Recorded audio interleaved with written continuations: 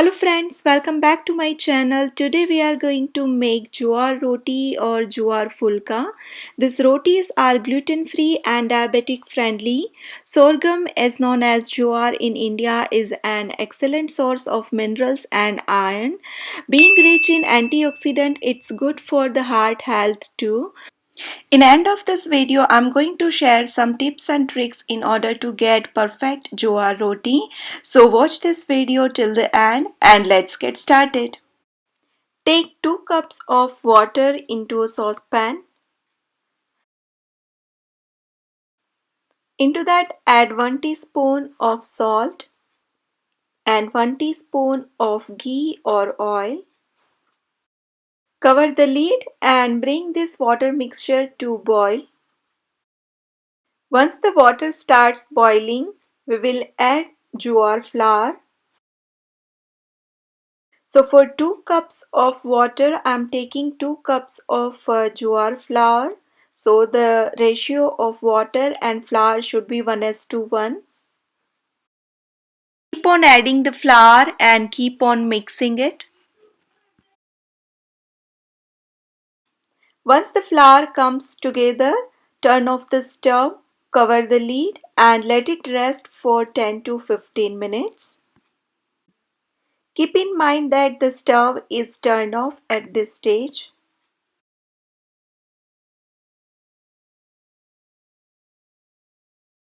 After 10 minutes, open the lid and transfer the dough into a big bowl.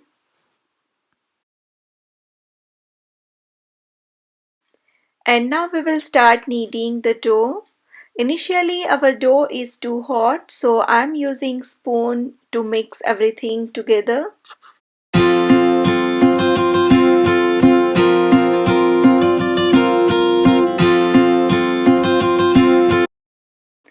And when the heat is enough to handle, knead the dough with your hands. In order to get soft rotis, we have to knead our dough very well. I'm kneading my dough for around 5 to 6 minutes.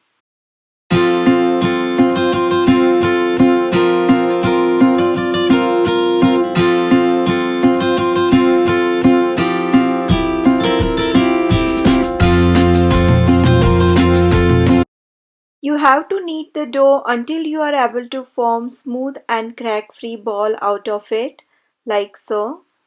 Now our dough is ready to roll out the rotis.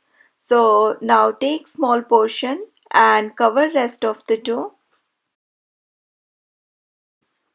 Today I will show you 2 methods to roll out the rotis. Dust the ball into the flour very well. Slowly roll the roti. Dust it into flour whenever needed. Unlike normal chapati, this needs more dusting, so keep that thing in mind. And roll this into a roti, not too much thin or not too thick.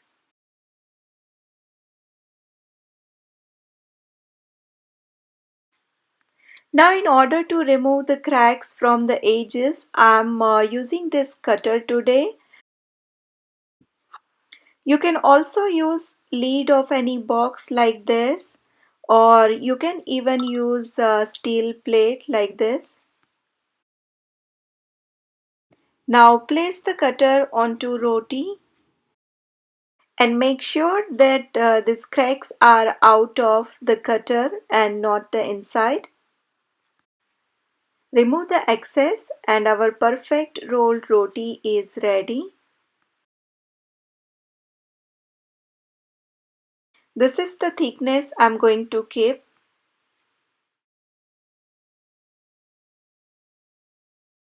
We will roll out the rotis without using rolling pin. Dust some jowar flour on the surface of the area where the roti is to be rolled out. And place the round ball on the dusted area and start patting the ball. Pat the ball and keep pressing it until a round circular jowar roti is obtained. Usually the roti is patted or beaten with the palm of your hands and pressed to get a circular roti. Keep on patting and dusting the flour.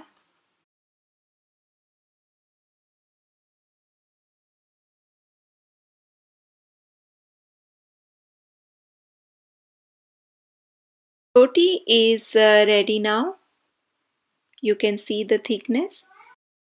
Now we will cook the roti. So for that, heat the tawa well. Lift the roti very carefully and place it on the tawa such as the roti with the downside should come on the top. Now apply some water on all over the roti. This keeps the roti softer for the longer period of time. When the water evaporates, flip the roti. Cook the roti on the other side for a little bit longer.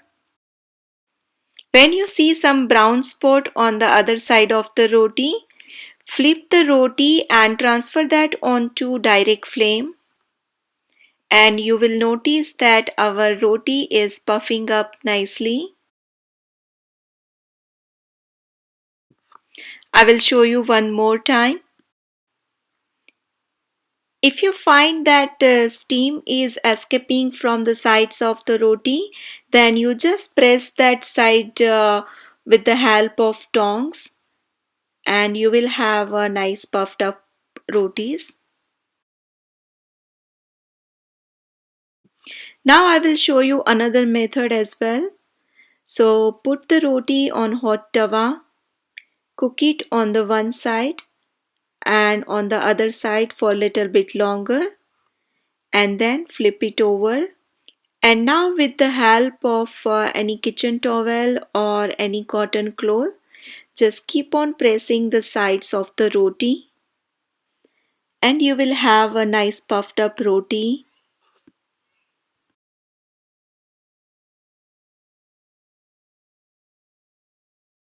I will show you one more time. Transfer the roti on hot tawa. Cook on the one side, then flip it over and then cook on the other side for a little bit longer. Flip the roti and with the help of kitchen towel, keep on pressing the edges.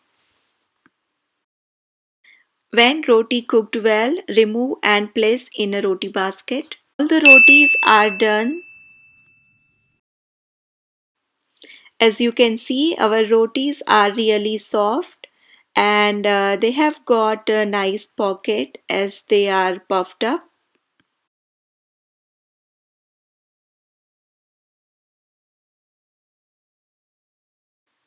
I will highly recommend to apply ghee on the top to keep the roti softer for the longer period of time.